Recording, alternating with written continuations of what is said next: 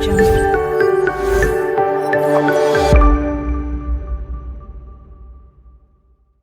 Pacific ocean हमारी सोच से भी ज्यादा बड़ा है। चिली के साहिल समंदर पर पैसिफिक ओशन में अगर अर्थ के आर पार सुराख भी किया जाए तो तब भी वो सुराख अर्थ की दूसरी साइड पर पैसिफिक ओशन में ही निकलेगा। नज़रीन, दुनिया में टोटल 5 ओशंस पाए जाते हैं। इन 5 ओशंस में से सबसे बड़ा ओशन पैसिफिक ओशन कहलाया जाता है और ये टोटल 165 मिलियन स्क्वायर किलोमीटर के एरिया पर फैला हुआ है। आपको ये बात जानकर हैरत होगी कि हमारी दुनिया का टोटल लैंड यानी टोटल खुश्क हिस्सा ही 148 मिलियन स्क्वायर किलोमीटर पर फैला हुआ है, जिसका मतलब यह हुआ कि बाकी 4 ओशंस हटाकर सिर्फ अगर पैसिफिक ओशन की बात की जाए तो वो अकेला ही हमारी पूरी दुनिया के तमाम पहाड़ों, रेगिस्तान, जंगलात और आइलैंड से भी काफी ज्यादा बड़ा है। इस पूरे ओशन में सिर्फ चंद आइलैंड्स हैं और वो भी इतने छोटे हैं कि वो इस आलीशान समंदर के मुकाबले में सिर्फ एक डॉट के बराबर दिखते हैं। और सोने पे सुहागा, ये वो आइलैंड्स हैं जिनमें से ज्यादातर पर किसी इंसान ने आज तक कदम नहीं रखा।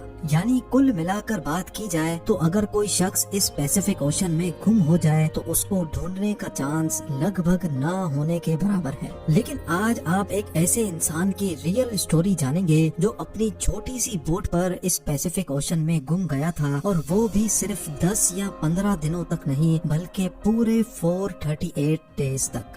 जी हाँ, इस शख्स ने एक्सीडेंटली एक ऐसा वर्ल्ड रिकॉर्ड बना लिया था जिसको शायद कोई चाहते हुए भी तोड़ना पसंद नहीं करेगा। समंदर में अकेले सबसे ज्यादा वक्त गुजारने का ये वर्ल्ड रिकॉर्ड जोज सेल्वडर एल्वरिंगा नामी एक शख्स ने बनाया था, जिसने समंदर में पूरे 438 दिन गुजारे और वो भी सिर्फ 7 फुट की छोटी सी बोट पर। लेकिन सवाल ये है कि आखिर 14 महीनों तक खौफनाक समंदर में ये अकेला जिंदा कैसे रहा। लेकिन इससे पहले हम ये जानेंगे कि ये समंदर में गया क्यों था। ये बात है 2012 की, जब मेक्सिको के एक छोटे गांव कोस्टा एजुल में जोज एल्वरिंगा नामी ये शख्स रहता था। जोज उस वक्त 36 साल का था और ये एक एक्सपर्ट मछेरा भी हुआ करता था। 17 नवंबर 2012 वाले दिन जोज अपने एक साथी के साथ फिशिंग के लिए अपनी छोटी बोट पर रवाना हुआ। इनका प्लान था कि वो समंदर में सिर्फ 30 घंटे गुजारेंगे। इसी वजह से इनकी छोटी सी बोट पर कुछ ज्यादा सामान भी नहीं था। इस 7 फुट की बोट में सिर्फ एक इंजन और एक रेफ्रिजरेटर था जिसमें वो मछलियाँ स्टोर करते थे। अपने साथ सिर्फ एक दिन का खाना पीना लेकर जाने वाले जोज को ये कहाँ मालूम था कि उसके अगले 438 दिन उसकी जिंदगी के बदतरीन दिन होने वाले हैं। वो मेक्सिको के साहिल से 120 किलोमीटर दूर गए और अपना जाल समंदर में बिछा दिया। लेकिन उसी वक्त एक खौफनाक समंदरी तूफान वहाँ आ पहुँचा। अपनी जान बचाने के लिए वो मछली के जाल को वहीं छोड़कर वापस साहिल की तरफ उल्टे पांव भागे।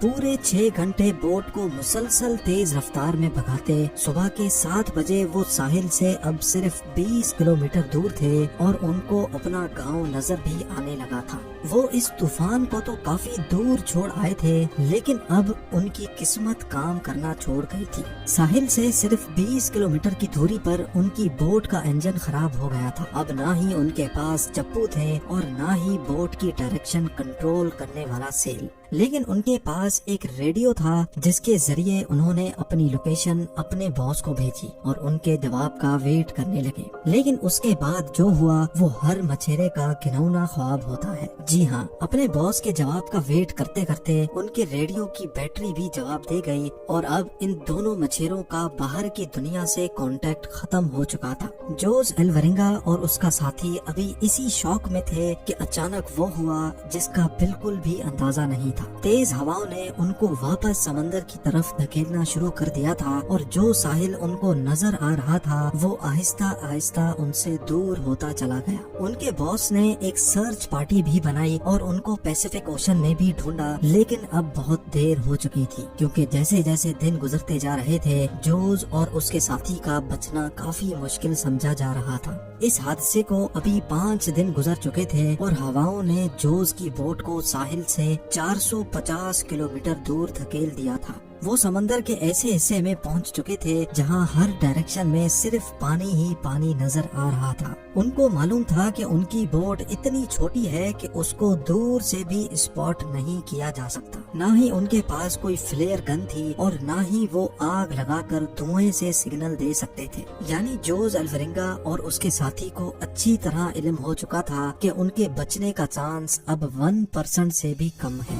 جو کھانا پینا وہ ساتھ لائے تھے وہ پہلے ہی ختم ہو چکا تھا، اسی لیے اب پیٹ بھرنے کے لیے انہوں نے اپنے ہاتھوں سے ہی ان پرندوں کو پکڑنا شروع کر دیا جو ان کی بوٹ پر آ کر بیٹھتے تھے، یا پھر بوٹ کے آس پاس موجود مچھلیوں کو پکڑ کر کچا کھانے لگے۔ سمندر کا کھارا پانی پینے سے انسان کی موت ہو سکتی ہے، اسی وجہ سے انہوں نے بارش کا پانی سمندر میں تیرنے والی پلاسٹک بوٹلز میں جمع کر کے پینا شروع کیا۔